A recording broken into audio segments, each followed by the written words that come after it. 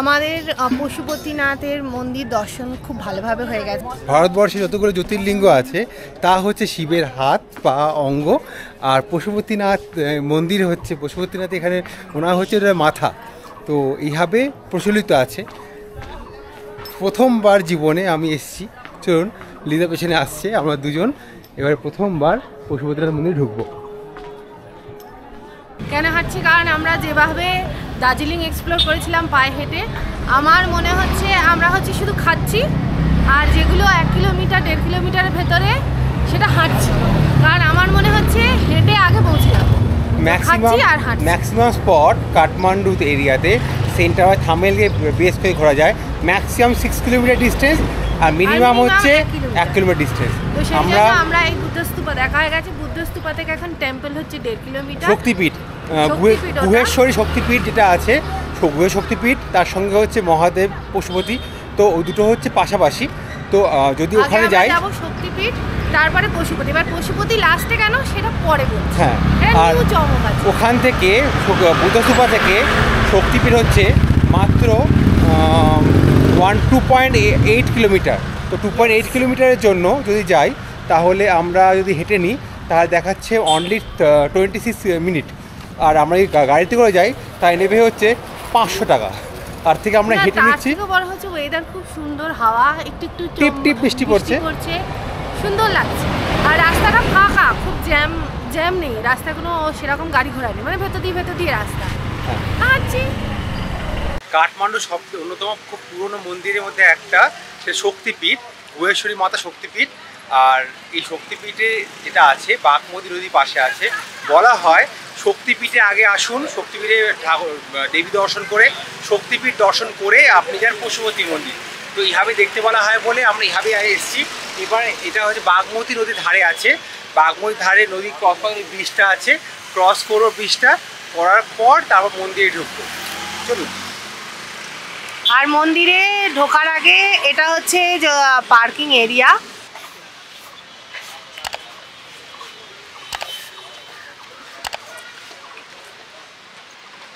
এটা হচ্ছে বাগমতী নদী নাকি।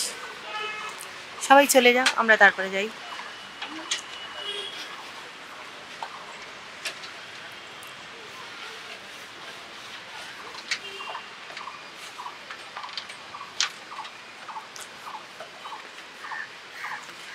মে মাস, বৃষ্টি হয়নি বলে তো কমে এসেছে। দেখ তুই পাড়গুলো দেখ, দেখে মনে হচ্ছে অনেকটা জল উঠবে। বাঁধানো আছে পা।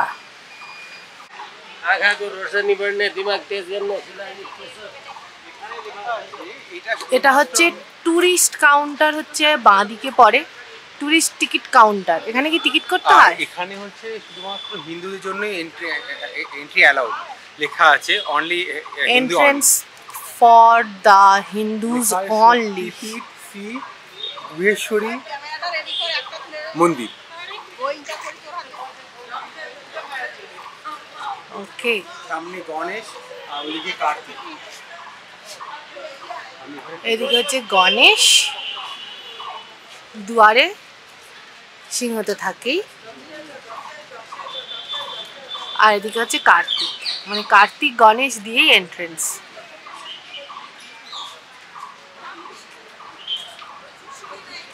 এখানদের জন্য এখানে টিকিট কাউন্টারে গেলাম, এখানে জিজ্ঞেস করলাম যে ইন্ডিয়ার জন্য টাকা লাগে না, ফ্রি এন্ট্রি। চলুন ঢুকে পড়ি। শক্তিপীঠে ঢুকতেই এখানে নবদুর্গা এখানে মূর্তি করে দেওয়া আছে আর নাম লেখা আছে। খুব সুন্দরভাবে করা আছে। আর পুরোটাই, পুরো ডিজাইনটা পুরো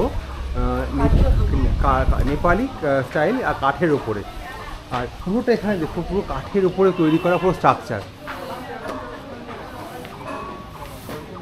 হ্যাঁ, খুব ভালো, সবসময় পরিষ্কার করছে জায়গাটা। আর খুব শান্ত জায়গা।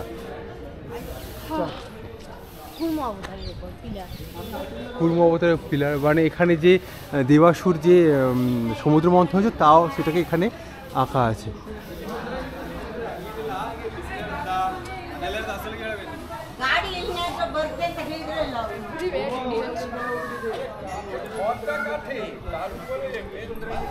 তো আমরা মন্দিরের ভেতরে ঢুকেছিলাম, পুরো দেখলাম সুন্দর, মাতার কোমরের দিকটা এখানে পড়েছে, আর ভেতরে ফটোগ্রাফি ভিডিওগ্রাফি পুরো রেস্ট্রিক্টেড। এমন অবস্থা হয়েছে, আর ভিডিও করেছে তার মোবাইল কেড়ে নেওয়া হয়েছে, বলেছে আফটার 10 days আসুন তাহলে মোবাইল পাবেন, এতটা রেস্ট্রিকশান। এখানে শুধুমাত্র হিন্দুদের এন্ট্রি অ্যালাউড আছে, হিন্দু ছাড়া নন হিন্দুদের ঢুকতে দেওয়া হয় না। এখানে আর একটা জায়গা আছে দেখার জন্য,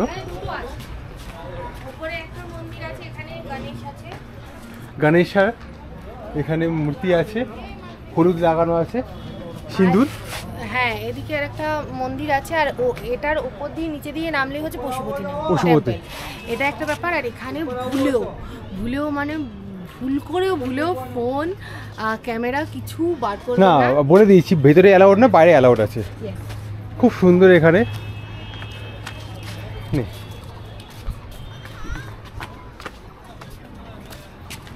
এদিকে ভিউটা আগে দেখায়।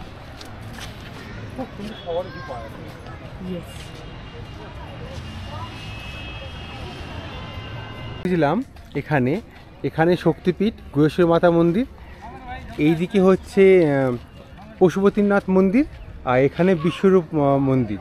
তো তিনটে দিকে 3 রকম মন্দির আছে, আর পুরোটা হচ্ছে বাগমতী নদী সামনে দিয়ে বয়ে গেছে এখানে। তো এটা মৎস্যেন্দ্রনাথের এখানে মন্দির, এটা পুরোটা এরিয়াটা।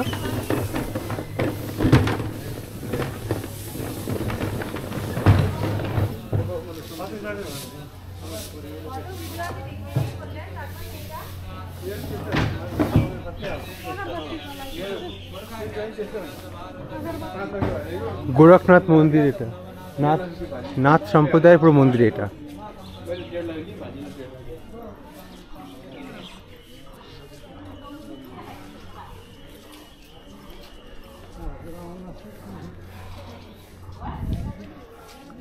ওম নমঃ শিবায়। শিব অনেক এখানে মন্দির আছে, মানে অনেকগুলো এখানে আছে।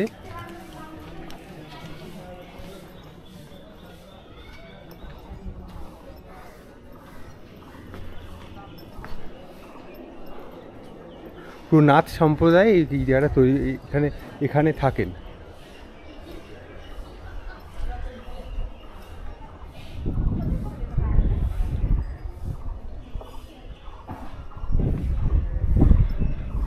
तो नाथे संप्रदाय कुछ बोलना चाहेंगे? जय गोरखनाथ। जय गोरखनाथ। तो गोरखनाथ मत्स्येंद्रनाथ, तो उन्होंने मंदिर को स्थापना किया করেছিল।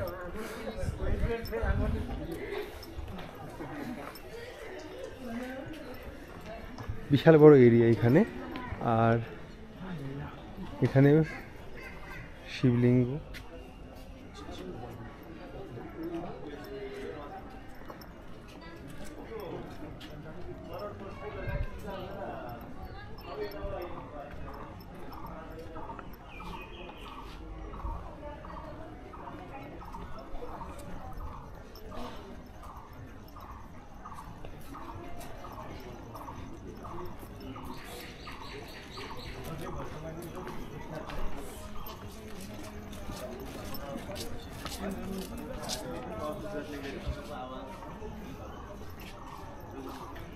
তো এখন মেন মন্দিরের দিকে যাচ্ছি আমরা এখন।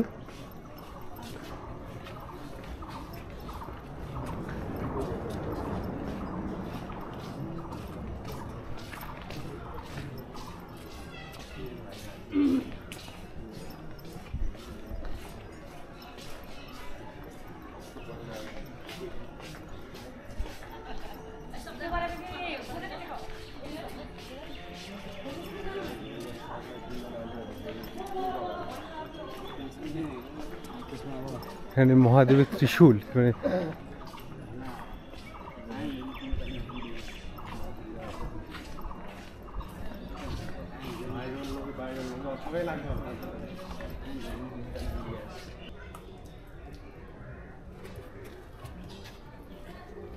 तपाईं पनि फोटो खिचेर लैजानु रमाइलो मलाई हालिदिन्छु तपाईं पनि फोटो खिच्नु हाम्रो तपाईं पनि फोटो खिच्नु तपाईं पनि फोटो खिचेर लैजानु यहाँ सुन्नु न रमाइलो फोटो तपाईं पनि खिचेर लैजानु मोबाइलबाट हाम्रो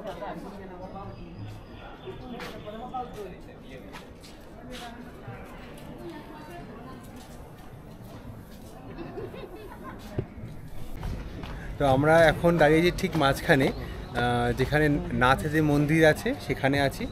আর এবার আমাদের ঠিক ডান দিকে গেলে যাবো হচ্ছে পশুপতিনাথ মন্দির, আর ডান দিকে হচ্ছে বাঁ দিকে পশুপতিনাথ, আর ডান দিকে হচ্ছে গুহেশ্বর মাতা মন্দির। এখানে ডিয়ার পার্ক আছে। আমরা প্রথমে বুঝতে পারিনি, গেট করা আছে, গেটের ওই দিকটাতে ডিয়ার পার্ক এখানে লেখা আছে দেখলাম। আর এখানে অনেক মন্দির আছে, আর প্রত্যেকটা মন্দির হচ্ছে শিবের মন্দির। হ্যাঁ, প্রত্যেকটা মন্দির শিবের মন্দির। আর নেপালের রাজারা এই মন্দিরগুলো তৈরি করেছেন, এখানে ওরা উনি ভেতরে বললেন। আমরা পশুপতিনাথ মন্দির চলে এসেছি, সব থেকে বড় টুরিস্ট স্পট, সব থেকে বড় মন্দির, সব থেকে গুরুত্বপূর্ণ মন্দির নেপালের পশুপতিনাথ মন্দির। গল্প আছে যে ভারতবর্ষে যতগুলো জ্যোতির্লিঙ্গ আছে তা হচ্ছে শিবের হাত, পা, অঙ্গ। আর পশুপতিনাথ মন্দির হচ্ছে, পশুপতিনাথ এখানে ওনার হচ্ছে মাথা। তো এইভাবে প্রচলিত আছে। প্রথমবার জীবনে আমি এসেছি, চলুন লিদা পেছনে আসছে, আমরা দুজন এবারে প্রথমবার পশুপতিনাথ মন্দিরে ঢুকবো।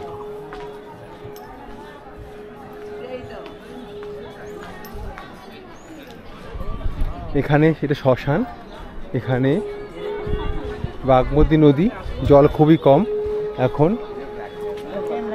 লাইফ লাইন ধরা হয়, এখানে পিণ্ডি দান হয়, আর এখানে শ্মশানে অবশ্য শবদেহ পোড়ানো হয়।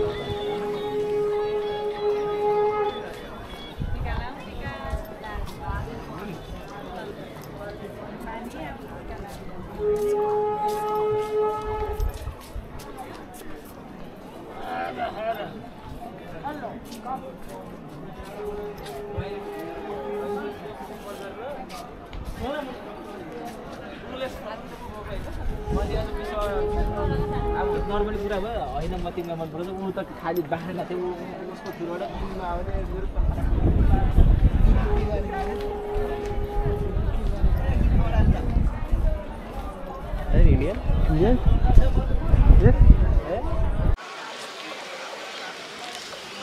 এটা হচ্ছে শ্মশান।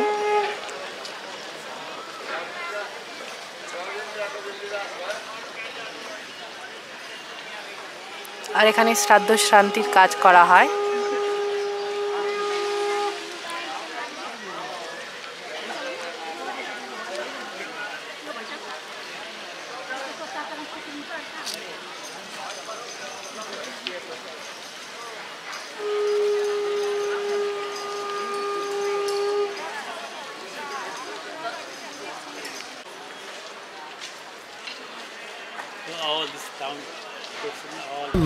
অনেকটা বড় এরিয়া, বাগমতী নদী পাশ দিয়ে এখানে ঢুকতে দেবে না।